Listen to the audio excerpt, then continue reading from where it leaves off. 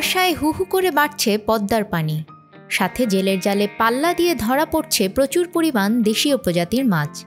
সেই মাছ বিক্রি হচ্ছে পদ্মা সংলগ্ন আড়তে। তরতাজা এসব মাছ দেখে কিনতে ইচ্ছে করবে যে কারো। বলছি রাজবাড়ী সদর উপজেলার পদ্মা নদী সংলগ্ন উড়াকান্দা এলাকার মাছের আড়তের কথা। প্রতিদিন এখানে বিক্রি হচ্ছে লাখ লাখ টাকার মাছ।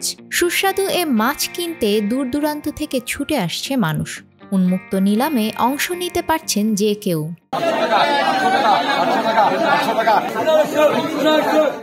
উড়াকান্দার এ বাজার প্রতিদিন ভোর ৫টা থেকে শুরু হয়ে চলে সকাল ৮টা পর্যন্ত। বিরতি দিয়ে আবার সকাল ১১টা থেকে বেলা ১২:৩০ পর্যন্ত চলে বেচাকেনা।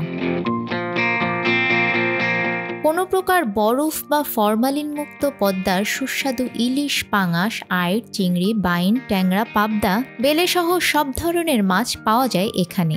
যে কারণে রাজবাড়ী, ফরিদপুর, পাবনা সহ বিভিন্ন এলাকা থেকে এখানে মাছ কিনতে আসে মানুষ। পদ্মার তাজা নদীর মাছ, সেটা মাছ কেনার জন্য আসছি।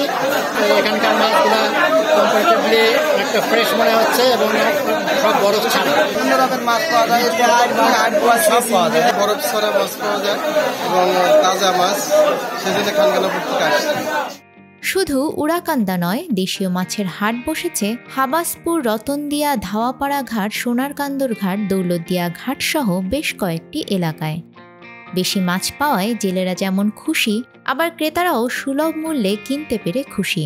পদ্মা নদীতে আমরা মাছ মারতেছি, পানি কম, মাছ একটু কম পাচ্ছি, চিংড়ি নাই, বাইরে একটু কম পাচ্ছি। পদ্মার ইলিশ হঠাৎ একটা পাওয়া যায়, জমিনে খুব চাপ, পদ্মায় আসতেছে 700-800 গ্রাম, আর 1-1.5 কেজি পাওয়া যায়। বছরে ম্যাক্সিমাম টাইমে পাওয়া যায়, 2 মাস একটু কম থাকে।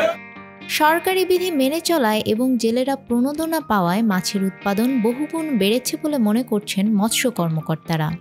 জেলেদেরকে বিভিন্ন সহায়তা দেওয়া হয়, যার জন্য জেলেরাও এখন আইনের প্রতি শ্রদ্ধাশীল, যে কারণে আমরা অভিযান করি, মোবাইল কোর্ট করি এবং এই যে জেলেদেরকে সহায়তা দেওয়ার কারণে যে নিষিদ্ধকালীন সময়, মাছ ধরা নিষিদ্ধকালীন সময় তারা মাছ ধরা থেকে বিরত থাকে, এগুলোরই সুফল মূলত।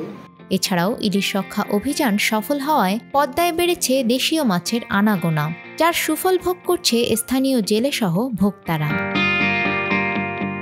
আফরিন আপ্পি, আমাদের সময়।